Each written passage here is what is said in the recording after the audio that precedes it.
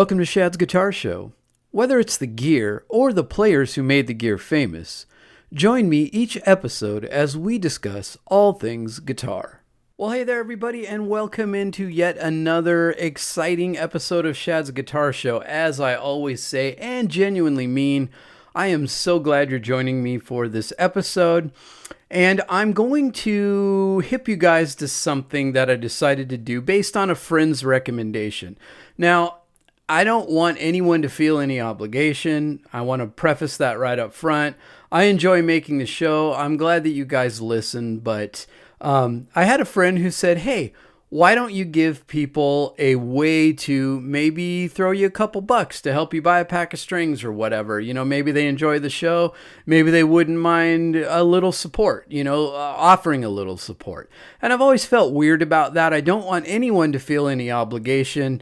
But more and more people are listening to the show, and maybe that's you. Maybe you're like, hey, I really like the show, and I know a lot of work goes into making a podcast and doing this, and, it's entertainment for me, and I don't mind throwing a couple dollars your way, so how can I do that? So in the show notes, you will find a link to my Venmo, and if you feel so inclined, you can send me $1, a couple bucks, $5, whatever it is you want to do, to kind of just encourage and keep the show going. If you're like, hey man, I really wish I could, but times are tight, but I do love the show. One of the great things you could do that's absolutely free is leave a comment. Let me know you enjoy the show. It's encouraging to watch my, listener count rise with every episode, but it would be cool just to kind of hear from you guys to say, hey, you know what? Great show, great episode. A few of you have done that, and I really appreciate it. It's a big motivator. So, you know what? If you have a few bucks to throw my way, I wouldn't say no. But if you just want to encourage me with a comment, man, that would mean a lot too. So that's it. I just want to say that those options exist. And, if you feel so inclined, take advantage of that. All right. Having said all that, let's dive into today's episode. I had a friend who listened to the previous episode I did on the Blackguard era of the Fender Telecaster, and they were asking me, well, what changed during the Whiteguard era, which is really late 1954 through early 1959. What was the differences in, other than obviously the color of the pickguard? So I wanted to do an episode on the Whiteguard Telecasters, and I really do like these as well. I'm a huge Telecaster fan, primarily the Blackguard years for me. But the Whiteguard years, although in some ways not tremendously different than the early 50s models, there were some cool changes, and so I figured we'd just do an episode on the Whiteguard era so we can kind of know the difference between the Blackguard and the Whiteguards. All right, so if you've been following the show for a while, we did a whole episode not long ago on the Blackguard Telecasters. Those raw, stripped-down instruments from 1950 to 1954 that really launched the electric guitar into another stratosphere. And if you haven't heard that one, go back and give it a listen, because today we're picking up exactly where we left off. So the Blackguard era ends, the Whiteguard era begins. So what changed? Why does it matter? And who was playing these things? So let's get into it. Okay, to understand what makes the Whiteguard significant, you have to understand what came before it. From 1950 to 1954, Fender produced what are now called Blackguard Telecasters, named simply for the black fiber pickguard that covered the top of the guitar. These were utilitarian instruments in the best possible sense. Leo Fender wasn't trying to make a work of art. He was trying to make a working tool for working musicians. The Blackguard Tellies had an ash body, typically swamp ash, on the lighter weight examples, finished in butterscotch blonde lacquer that would age to a rich, almost amber caramel color over the decades. The neck was a single piece of maple, and yes, I mean single piece, no separate fretboard.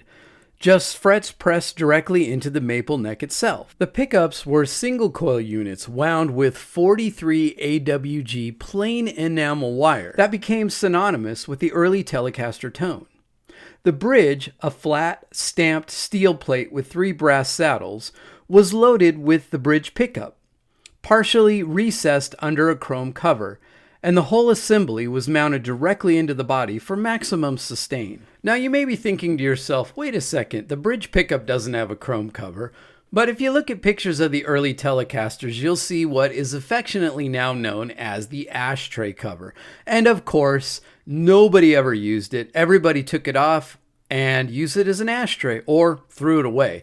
Very few of the early Blackguards still have that chrome cover over the bridge with the guitar. It's pretty rare these days. But when I say chrome cover, that's what I mean. So the electronics were deceptively simple. 2 volumes, though the system evolved over the years, and a 3-position blade switch.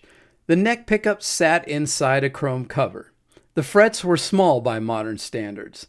The nut was bone and the whole instrument weighed somewhere between 6 and 8 pounds, depending on the piece of wood used. And then, around 1954, going into 1955, things started to shift. Enter the Whiteguard era, 1955 through 1958. So what exactly defines a Whiteguard Telecaster? Well, the name comes from the most immediate and obvious change, the pickguard.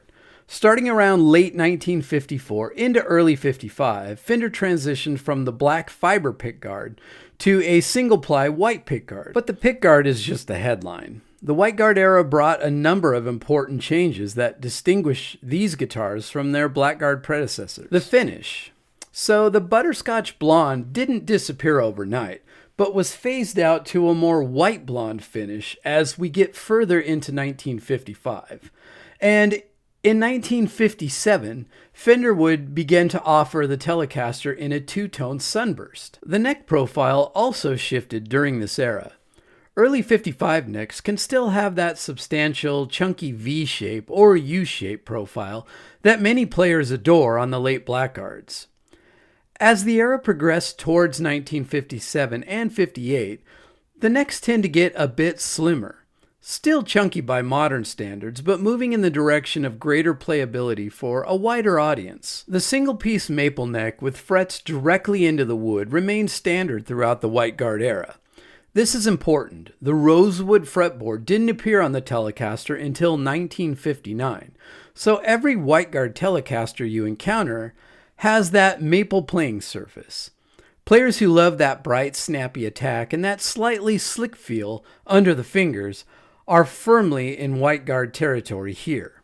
Alright, so let's talk Whiteguard era pickups. Now, we know from the Blackguard episode that in the early days, Leo Fender was using 43 AWG plain enamel wire to wind the Broadcaster and Nocaster era pickups, and even the early Telecaster pickups, which gives them a lot more DC resistance, and they're just hotter pickups. Sometimes anywhere from 9 to 10K on the bridge pickup and around 8K or high 8K range on the neck pickup, which is substantially hotter than we think of Telecaster pickups today.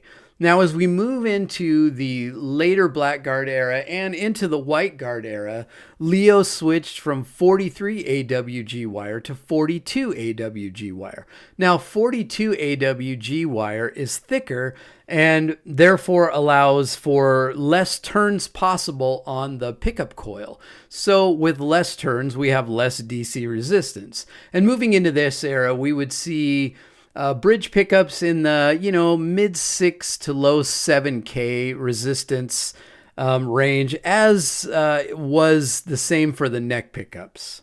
And one other major change to the pickups came in 1955 when Leo decided to raise the D and G string pole pieces. Now, this is what he had done for the new Stratocaster in 1954, and the Telecaster would follow suit, as I just said, in 1955. Because of the 7 1/4 inch fretboard radius, we know that because the pickup is flat and the strings follow the radius of the fretboard, that the D and G string pole pieces on the pickup would be the furthest away from the strings. Now, Leo found that this caused some inconsistency in the string volume. So, like on the Stratocaster, he raised the D and G pole pieces above the flat work of the pickup just slightly to keep the string-to-string volume as consistent as possible. The 3-saddle bridge remains in place throughout the Whiteguard era. 3 individual barrel saddles, adjusted for intonation and height, with small screws, sitting on the flat steel plate.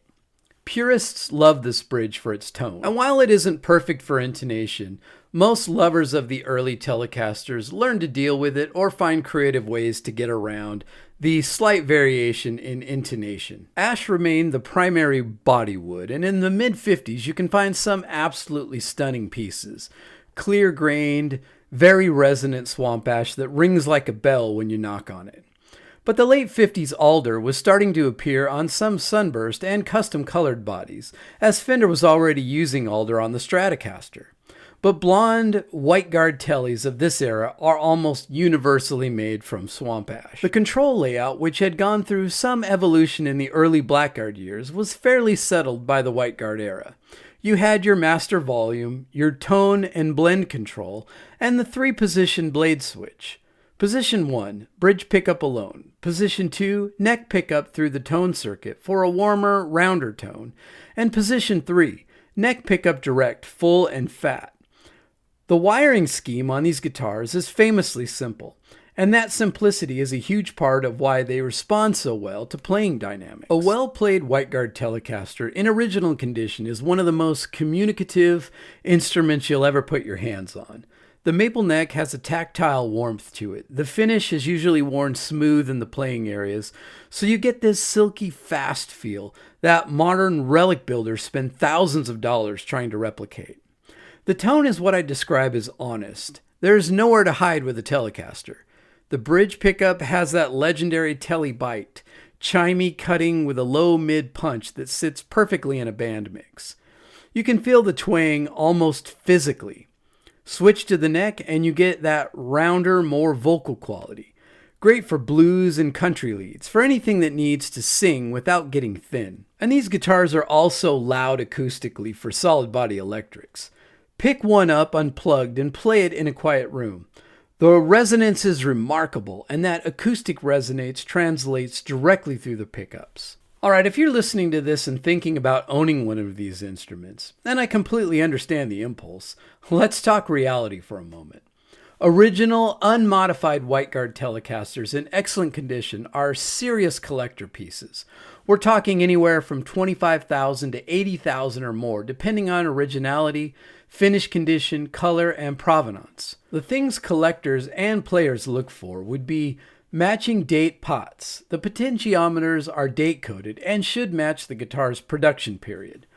Original pickups, often the first thing to be replaced or modified in working instruments. You want to find an original finish without touch-ups, and of course, we definitely want to see all of the original hardware. For those players who want the Whiteguard experience without spending the equivalent of a year's salary, the reissue market has actually gotten quite good. Fender custom shop offerings, as well as a myriad of boutique builders, are producing some very convincing recreations of these amazing Whiteguard era Telecasters.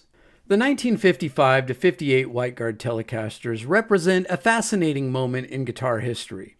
Instruments that look slightly more refined than their Blackguard predecessors, sound unmistakably Fender, and carry in their wood and wire the spirit of an era when American popular music was genuinely inventing itself in real time. These weren't boutique instruments, they were workhorses. They went on road trips and into recording studios and on to dance hall stages. They got sweated on and dropped and loved and played until the frets were worn to nothing. And the best ones, the ones that survived, still sound extraordinary today. If you ever get the chance to play a real one, do it. Put your hands on it. You'll understand immediately why players in 1957 fell for these guitars and never looked back. While my personal preference is the Blackguard era, I definitely wouldn't pass up the opportunity to own one of these beautiful Whiteguard era Telecasters. They are certainly beautiful and embody all the things that I love about the early Telecasters. If you've enjoyed this look at the Whiteguard era Telecasters, make sure and share this episode with a guitar playing friend. Also, please, right now, before you're done, go wherever you're listening to this podcast and leave a 5-star review. It's incredibly helpful. And as I said at the top, if you can leave a comment just to support me and let me know that you're listening and you're enjoying the show, I would greatly appreciate that. Also, when you're on YouTube, make sure you're following the show at Shad's Guitar Show. Subscribe there. That's helpful as well. And there's some great content to check out while you're over there.